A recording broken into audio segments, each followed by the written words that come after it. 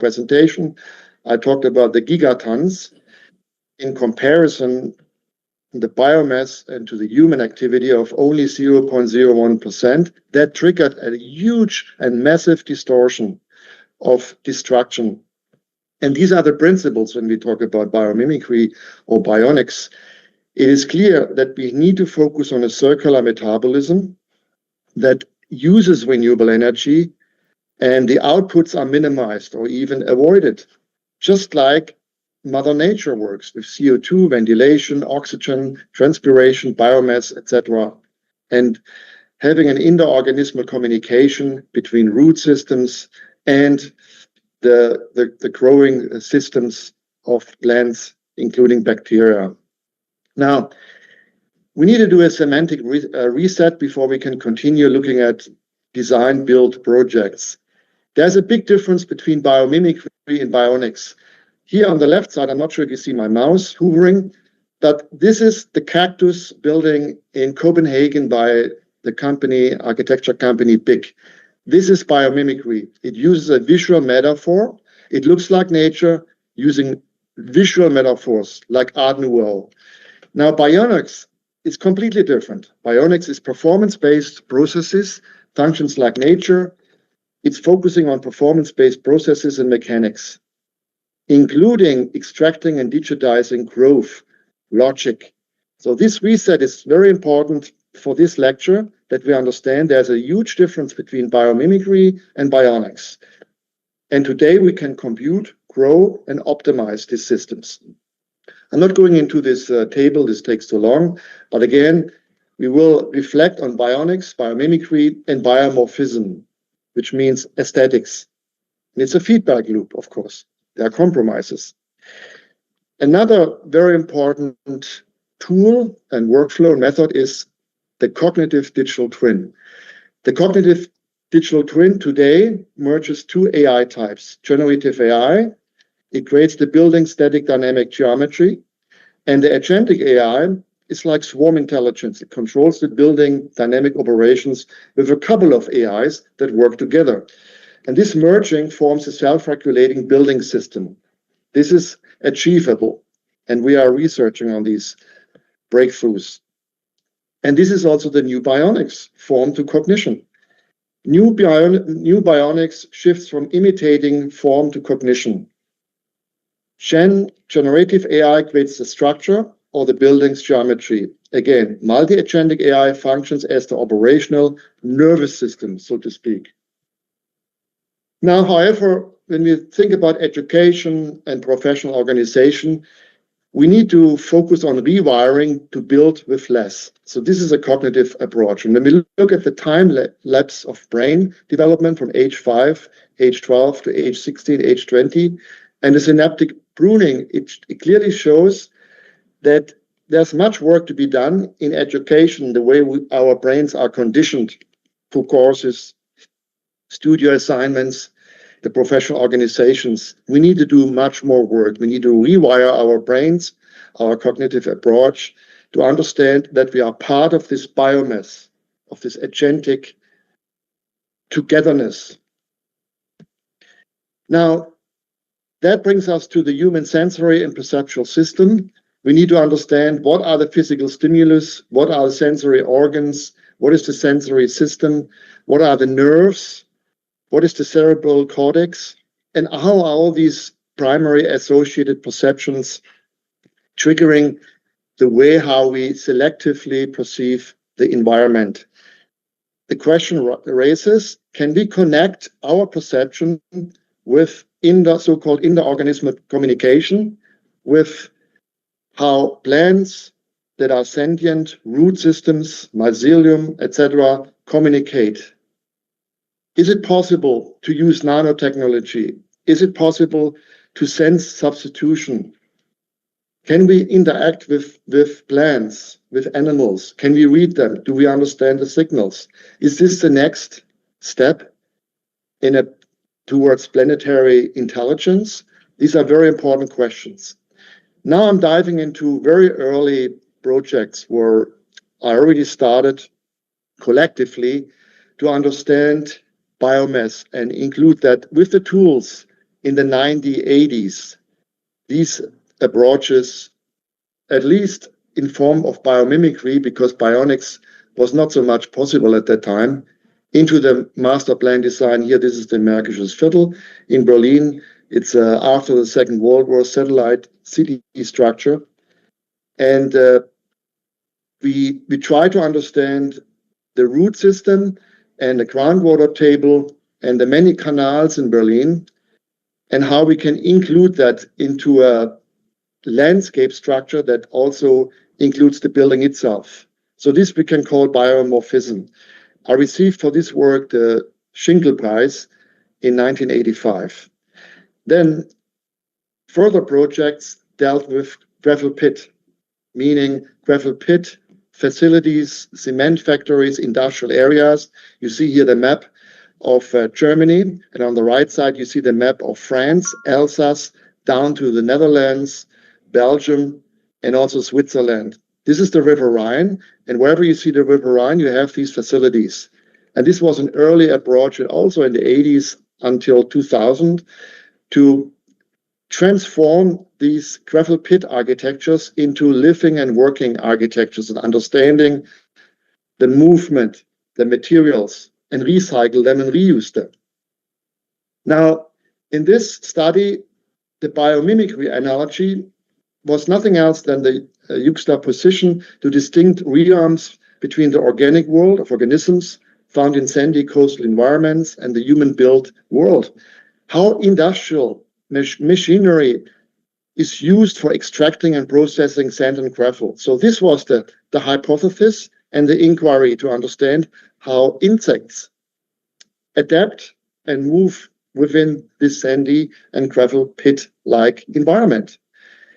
And the key bionic principles to adopt is nothing else than to understand how can we be more efficient, self-organized, with low impact movement of organisms, and can this be achieved to a more ecological and efficient resourceful coexistence? So these are the parameters of inquiry. And by applying bionic principles, the natural sifting mechanism of the is synthesized within. You see here the attempt to apply bionic principles of performative flows and processes into a new industrial architecture. Now, also in the 80s and 90s, you see here these intelligent buildings. We called that intelligent buildings at that time. I would not call them any longer intelligent buildings, but at that time, we developed these mock-ups. They adapt to the sun, to the wind, to the four seasons of the climate in Northern Europe, and by recycling machinery and industrial elements into live-work architectures, as you see them here displayed. This is an architecture sculpture close to Alsace in South France, and all these elements that you see here are recycled from gravel pit architectures, and the solar thermal and photovoltaic systems aligned to the solar ecliptic for passive and active strategies, and so the materials that is chosen, which is mostly recycled concrete. Then the solar systems itself are based on butterfly mechanics. So we still call this biomimicry because it was not really scientifically adapted to the principles of bionics, but we try to understand and to learn how we can utilize what in Mother Nature is already given since 3.9 million years. This led then in the 90s to an exhibition, traveling exhibition in the United States called Under the Sun through the Smithsonian Institute, by looking at designing with photovoltaics for aircrafts, building materials, generators, highway systems, medical equipment, satellites, utility grids, etc., etc. And my research, build design research, was in the exhibition, in this traveling exhibition, to further discuss the next steps. Now, another area of implementations and testing and experiments and fail or excel, there's always a process of failing and excelling, are or was the International Building Exhibition on the west side, the decline of the Ruhr Valley in Germany, and these gigantic leftovers of 800 square kilometers of industrial areas. What are we going to do with them? How do we transform them? And this is another example of how to use biomimicry and bionic principles to transform existing structures and materials and systems, and do phytoremediation, to work with the soil and the root systems, to clean up the spaces towards a multimedia architecture, as you see it here in the example of Oberhausen, Osterfeld, Colliery. That was a hard coal mine area for many years from 1879 to 1992. So now today, this is a public park for multimedia plug-and-play events. Now, going back to the gravel pit architecture, this is an example in Weil am Rhein that was finished in 1999. Weil am Rhein is close to Basel, Switzerland, France, Germany, in that triangle. And this former gravel pit cement factory was transformed also into a live, work, and festivity or event plug-and-play structure. And you see here the artists that moved in. And every weekend they have their events.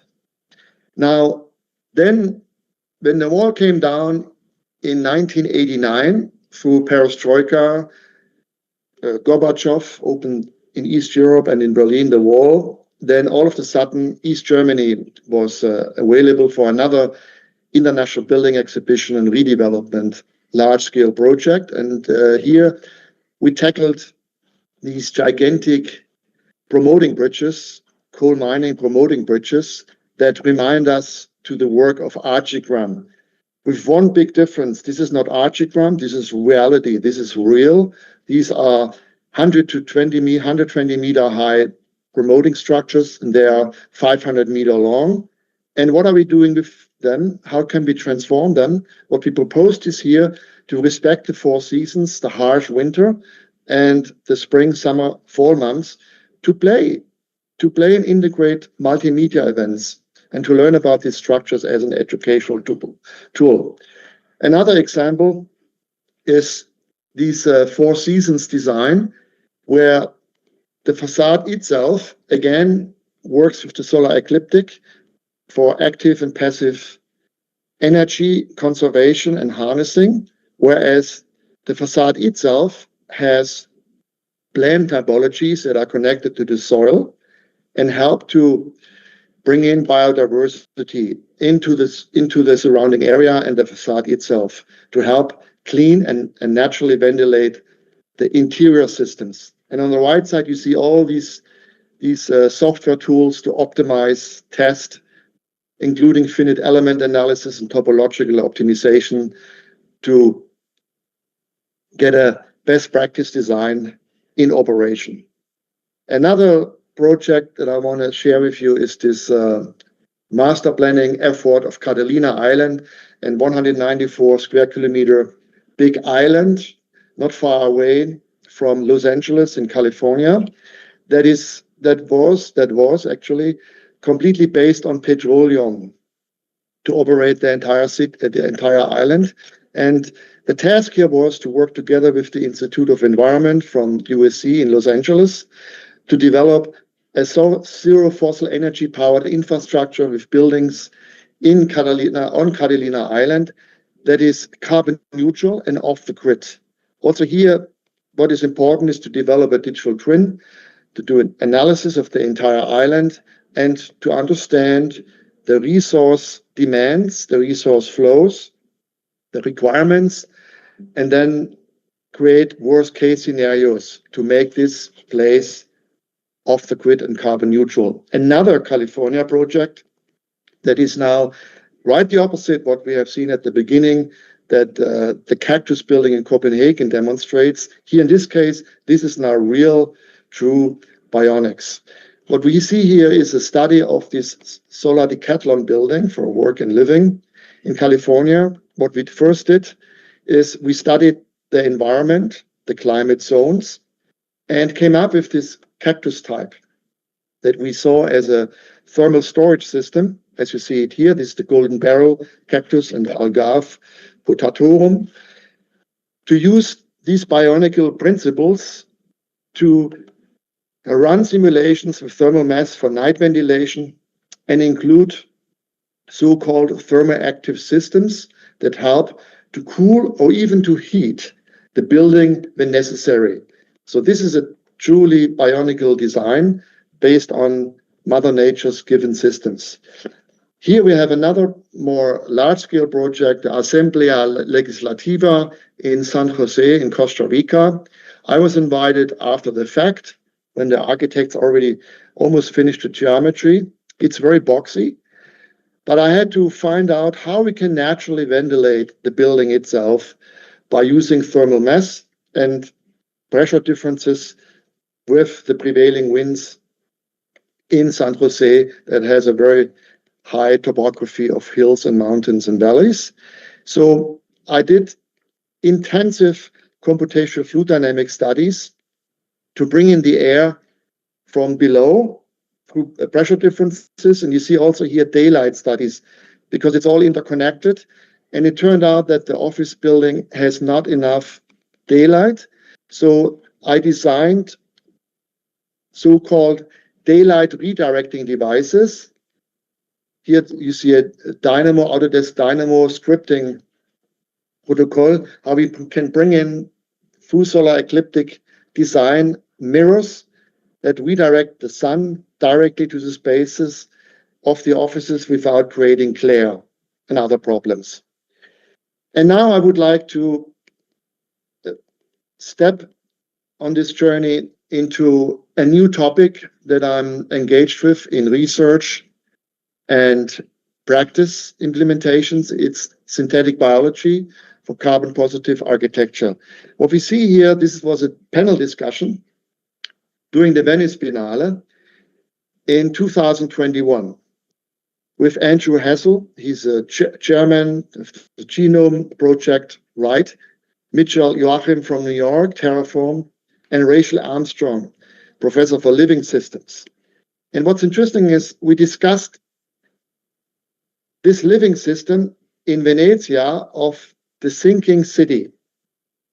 And what we discussed is here growing plants and structures that reinforce the concrete, the existing concrete and wooden foundations in Venezia by introducing synthetic biology coded growth plans that adapt and reinforced foundation systems. Now, this is a whole different science. I would have to have 2 hours just to explain how it works. But this is the direction I want to go now. So that means the new bionics is that we are going beyond mimicry.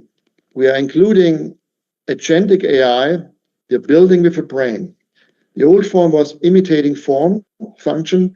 The new one is imitating not just cognition, but using generative AI as a synthetic creator, inverse design to script and code in the area of artificial and synthetic biology, and then working with agentic AI like an adaptive nervous system by including a sensing or a sensor infrastructure to control and adapt in real time, which you see in both descriptions here.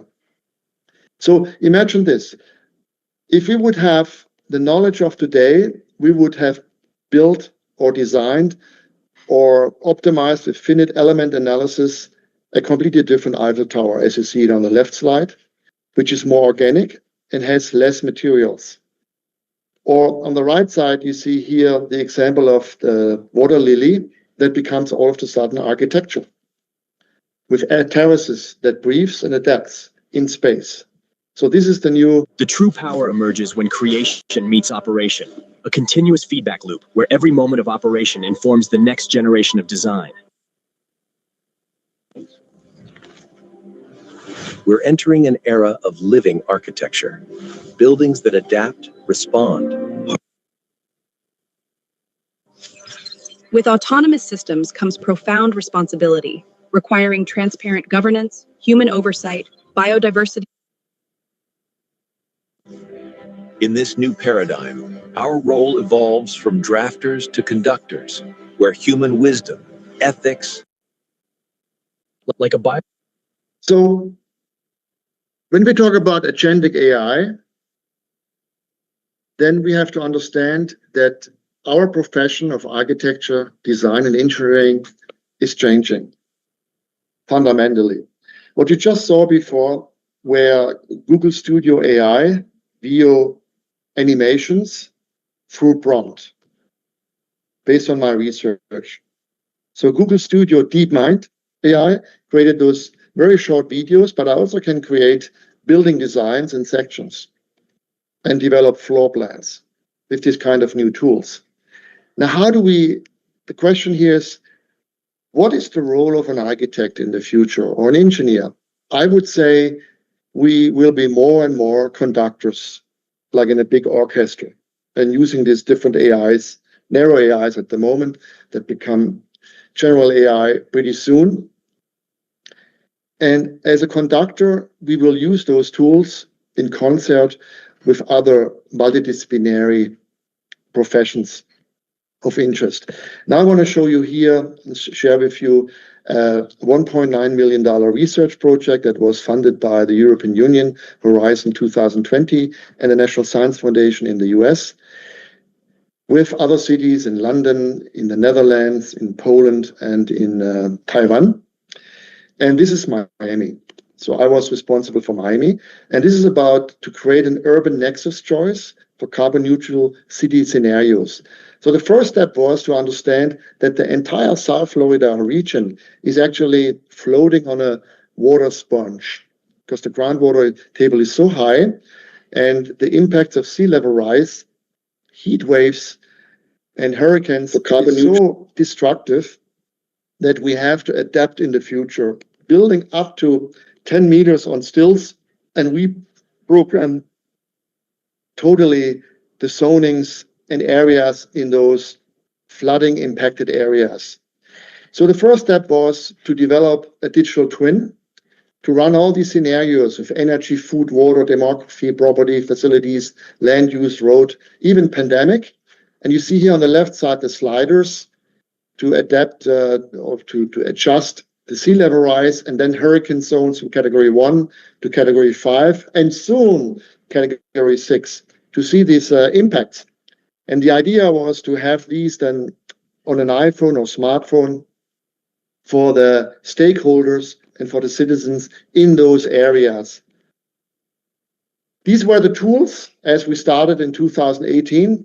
And because we have no time to go into the details, but you see here, most important was to develop an urban growth model with existing data repositories and material libraries, and bring all these GIS data and vector data into building information modeling AIs that becomes a digital AI, and then link them to the evolution of new tools that evolve since 2020, so to speak, into an interface that can be then help us to run these scenarios from 2018 to 2100, for example. Here we see a digital twin, and the color coding of the buildings also includes then the changes of the rezoning while water is flooding certain areas. We run also computational fluid dynamics in that area to have predictive scenario recommendations for the municipalities. And as well, we run, as you see here, the simulation tools, we run extensive generative AI, finite element analysis, and temperature, humidity, and wind speed optimizations to adapt the high-rise buildings on stilts to a degree that they can survive until and beyond 2100. This would be also another lecture for 2-3 hours just to talk about the tools. But here we see a simulation. High-rise on stilts in the tropical mangroves. We see nature's genius translated. Termite mound. So buildings on stilts and learning from nature as part of the process. And here we see some 2D posters that were exhibited on both Venice Biennale events in 2021 and 2024. We also used biologically inspired network designs for circulation. In this case, we looked at the Physarum polycephalum slime mold that is used actually in the real world for transportation simulations in Berlin and as well in Tokyo. And what it does is you see here, I'm not sure if you see the mouse hoovering, but where the high rises are, you put those footnotes, which are the exits and the entrances and the public spaces of each high rise cluster, to a transportation system. And then the slime mold always finds the most shortest and directest way in this landscape. And we use this kind of network formation for the design of the entire city structure in those scenarios for Miami. Now, 2 more projects. Now I wanted to show you how a growth algorithm or growth generative AI design tool can work when we talk about arc additive manufacturing for 3D printed structures, no matter if it's a bridge or an exoskeleton for a high-rise building. So I have been doing bridges for over 25 years. You see here suspension bridges, Expo Hannover and Laatzen, but all of those were all more done with analog digital tools, not with AI. So these are more traditional bridges in Belgium, Expo Hannover and Laatzen, Germany, and in other places. Now, since 2020, all of a sudden, I think earlier, Autodesk developed this growth algorithm in Inventor Pro and Fusion 360 that I started to experiment and was invited. It was a competition to develop a 50-meter long pedestrian and bicycle bridge in a former industrial brownfield to redevelop, clean this area into a new public park. And it was part of the 800 square kilometer area within the Ruhr region that I described before of 17 municipalities to give these spaces back to the society, to the public. So, and one of the inspiration is, of course, how do trees grow? How are the structural loads distributed through nodes, as you see it in this image? And interestingly, when you look at the crowns of those trees, they never touch each other. There's always space between. And this phenomena led to an intensive study of different nodes of different tree types, as you see them here. So I run all these kind of finite element analysis to check out how we can use this growth algorithm for developing a 3D printed, lightweighted, material resourceful bridge design. And this is the setup. So the setup is the following. First, you have to define the constraints. The bridge is 50-meter long. You need 3-meter height, and it's 3-meter in width. And then you run all the loads. You include them all. They are based on ISO standards. And then you generate in the cloud scenarios how these loads can be distributed. And you see it right here. So where my mouse is hoovering, the yellow part down here in the left corner here down there, that's the generative design space for the algorithm to distribute the loads. And the dark reddish area, that is the constraint that the generative algorithm is not allowed to touch. So that's the frozen part, because that's the given part of the circulation, the width and the height with the loads. And then I included the pylons because this bridge is spanning over a river, the Kleine Emscher, that leads into the River Rhine. And then I run these simulations.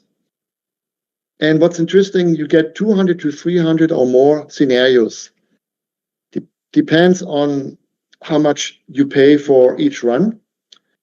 And once you get a form like this, which looks very chaotic, then you bring this into a generative design script, in this case, a Dynamo.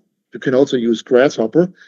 And then you optimize the materials, stainless steel in this case, and the weight, and clean up the form. And the next step is then to run finite element analysis to optimize further the nodes And down here, you see then the testing sequence that is required to get the patent and the permits through testing institutes, in this case in Karlsruhe or the Fraunhofer Institute in Germany.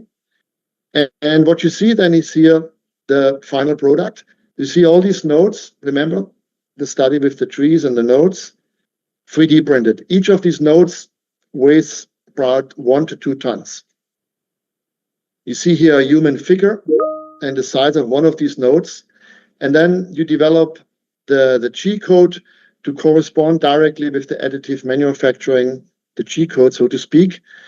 They print then the nodes. And then down here, you see the sequence of the testing of the expert testing engineers to give you a permit that everything went well. And there are no cracks and no problems for corrosion, etc.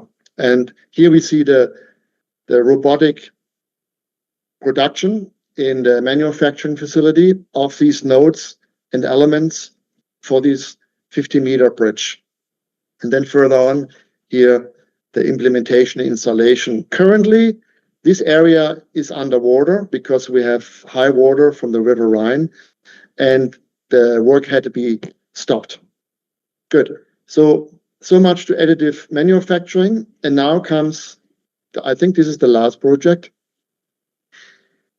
You have heard about the hurricanes that continuously impact Florida. And here we have a project on the west side in West Florida in Fort Myers. This area was completely destroyed at the end of 2022 by Hurricane Ian. And you see here the damages, and on the right side, you see the hurricane itself. It has the size of the entire state of Florida. And you see also the pressure differences, etc. With the hurricane forces always comes also a storm surge. Now, this former site had to be redeveloped for a new project, and we just got the development order and the permit to proceed. So you see here the CFD testing for a new high-rise analysis with optimizations. Then you see here on the right side the Autodesk Forma AI analysis and iterations and optimizations for wind speed, pressure differences, storm surge, daylight, you name it, thermal comfort. And on top, you see the world's biggest hurricane center at the Florida International University in Miami. These are the turbines, where we also tested then the building itself. And the winner of this analysis are these oval-shaped buildings on stilts, as you see it down there where the number 7 is placed. Now, also here, I use the same Autodesk growth algorithm in Inventor Pro and Fusion 360, and the newer software is called the Dreamcatcher, to find out how we can distribute the loads. And through topological optimizations and finite element analysis, these kind of skeletons were developed to hold the structure itself. And we also run it for different seasons, because remember, materials are shrinking or expanding based on temperature and temperature differences and pressurization. So we did different structural loads and analysis. And here again, an example of all these iterations that you can run in the cloud, and you can include carbon sequestration, life cycle, you can use material costs, you can play with the materials, and you come up with well-informed scenarios that go then into the procurement. And here we see an example of Autodesk Forma AI to always go back in this feedback loop and rerun the iterations. But what I want to focus on in particular is in going back to biomass. Let's go back thousands of years, 10,000s of years.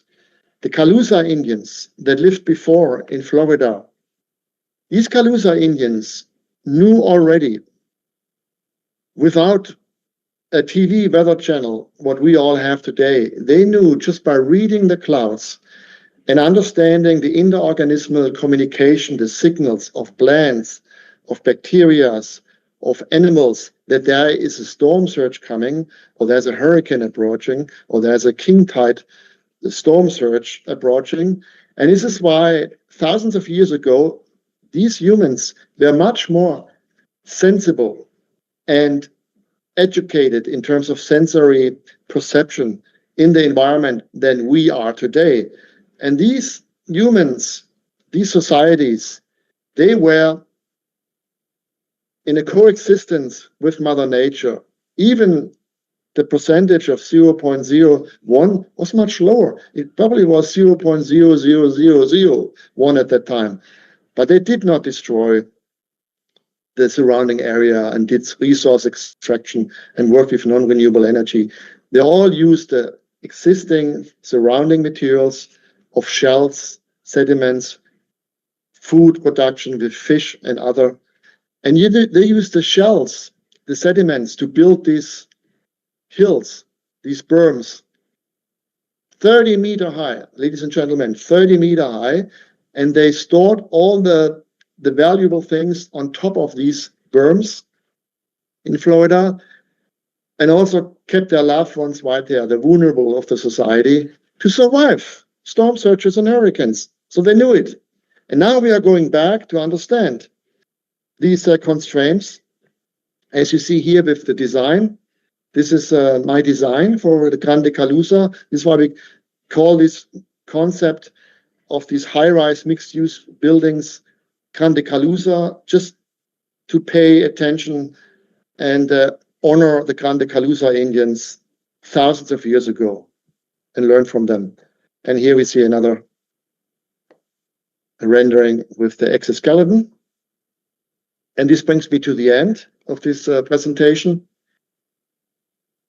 I believe wholeheartedly that with narrow AI and the speed of research and the integration of sensor infrastructures, that we better understand the statistical discrepancy in gigatons, how humans destroy this planet Earth, by understanding, for example, how fungi works or sentient root networks. It's called interorganismal communication. And by understanding these signals that are dominant on this spaceship Earth, this is planetary intelligence to me, and to other researchers, of course, as well. So as we evolve, we will have more and more sensory devices and networks, in particular with agentic AI, to even understand emergency signals, let's say from a monkey or from an elephant or from a bird. And we can include that in our building automation systems that run autonomously to adapt to the environment, or any threats through bacteria to a root system, biochemically, or through other levels of communication, biochemical signals, to then adapt better to the environment. And this kind of research and new design with bionicle understanding and quantum agentic AI, we will be able, maybe in 10 years, maybe in 20 years, we will be able to better handle the complexity of connecting us, the 0.01%, to the 90.99% of biomass. And this interorganismal communication will involve trillions of data points per second. And this is where our profession is going to be. We will be in a quantum artificial intelligence that becomes our critical green-blue infrastructure in a way that we will be able to resourceful adapt to the environment that we currently destroy. Thank you for your patience. Ready for discussion. Hello?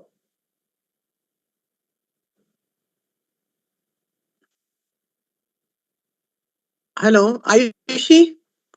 I'm finished, yeah. Are there any questions for him? Ma'am, that's what I've asked all the audience. Do we have any questions? Yeah, please. No, ma'am, not as of now. Yeah, I guess you have to digest first, right?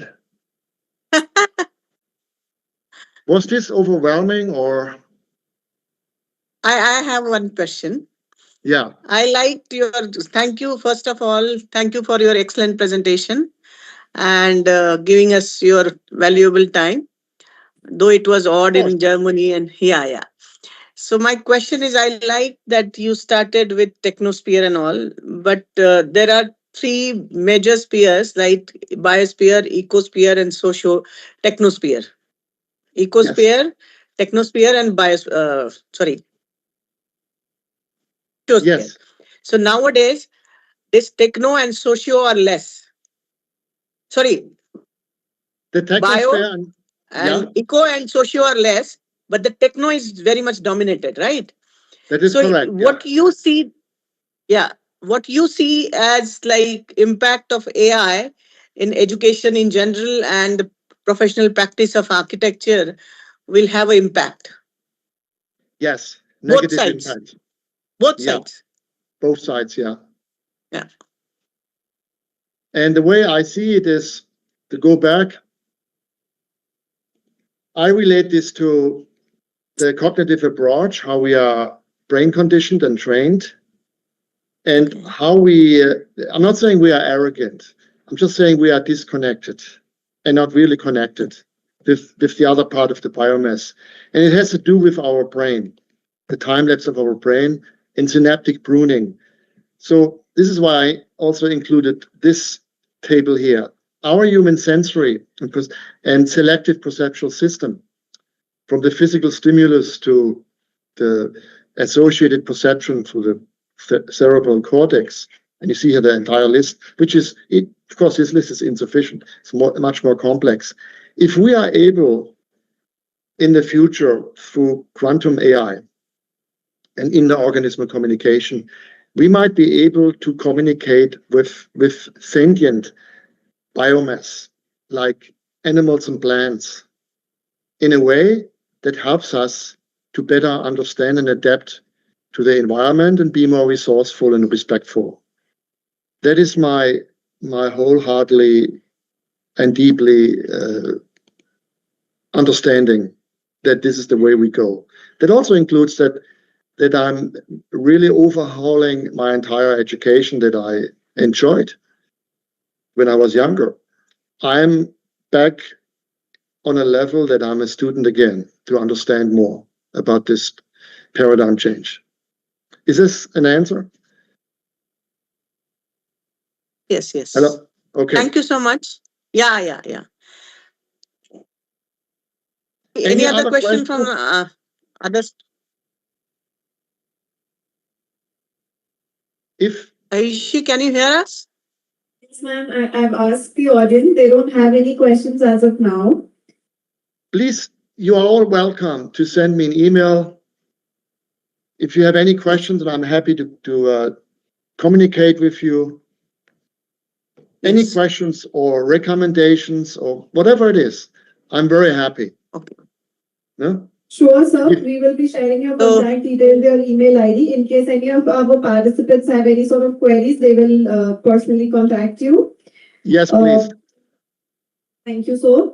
For demonstrating how the technologically driven optimizations and analysis drawn from nature can help us generate conscious design decisions for creating designs for the new era.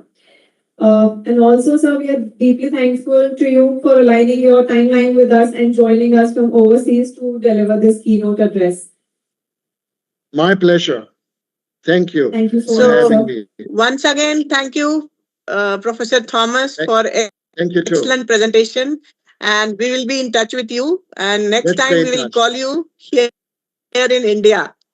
Wonderful. I'm so happy. Thank you. And you have a great conference. Please enjoy all your being together. Thank you. Bye-bye. Thank you. Thank you, sir. Yes. Bye-bye. Thank you. Bye-bye. Thank you so much. You're welcome. Bye.